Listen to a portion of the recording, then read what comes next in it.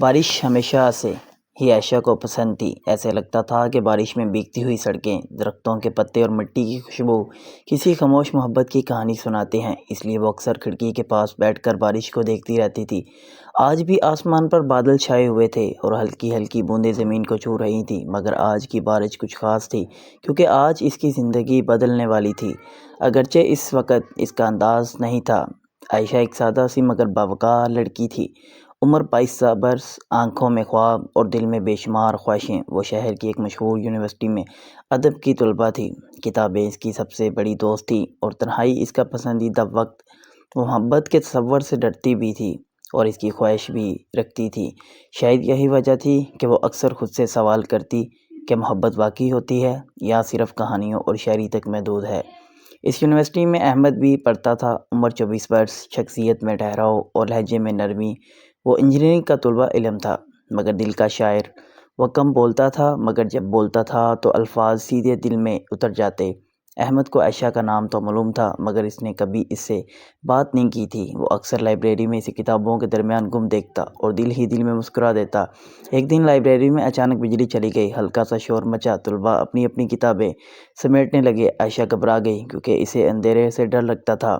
اس لمحے احمد نے آہستہ سے کہا، فکر نہ کریں، جنریٹر آن ہو جائے گا۔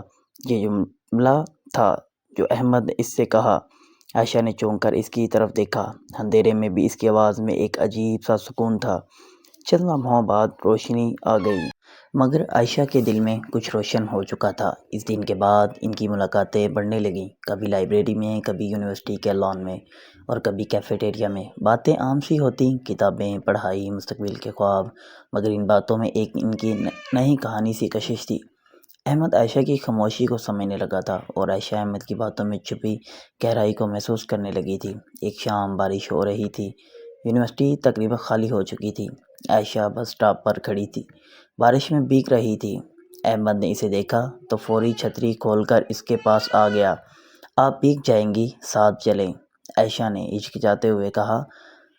چھتری کے نیچے وہ دونوں خاموش چلتے رہے، بارش کی بوندیں جیسے ان کے دلوں کی دھڑکنوں کے ساتھ تال میل بٹھا رہی ہو۔ اچانک احمد رک گیا۔ عائشہ، میں کافی دنوں سے کچھ کہنا چاہتا تھا مگر الفاظ نہیں مل رہے تھے۔ عائشہ کا دل زور سے دھڑکنے لگا۔ کہیں، مجھے نہیں معلوم یہ محبت ہے یا نہیں مگر جب آپ سامنے نہ ہوں تو سب کچھ ادھورا لگتا ہے۔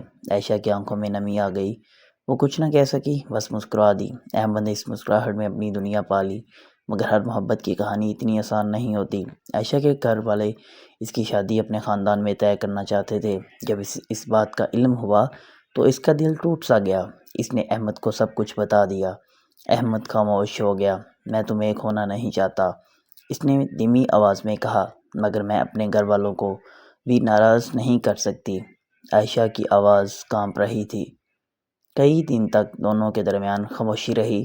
وہ ایک دوسرے کو دیکھتے تو تھے مگر بات نہیں کرتے تھے۔ عائشہ راتوں کو رو رو کر دعا کرتی اور احمد خود کو مضبوط رکھنے کی کوشش کرتا۔ اس یقین تھا کہ اگر محبت سچی ہو تو راستہ ضرور نکلتا ہے۔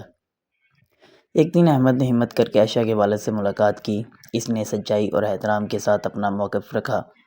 اس کی باتوں میں خلوص تھا، آنکھوں میں اعتماد۔ عائشہ کے والد نے اسے غور سے سنا۔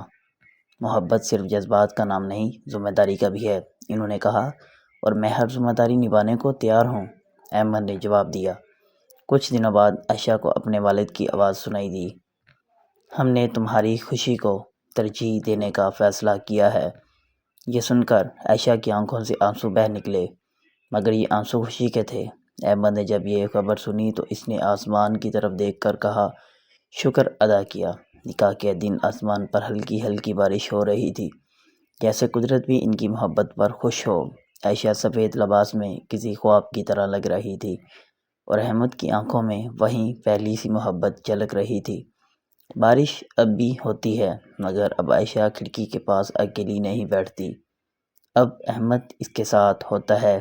وہ دونوں جانتے ہیں کہ محبت صرف پہلی ملاقات یا پہلی بارش کا نام نہیں بلکہ ہر اس لمحے کا نام ہے جو ایک دوسرے کے ساتھ سچائی اور اعتماد سے گزارا جائے۔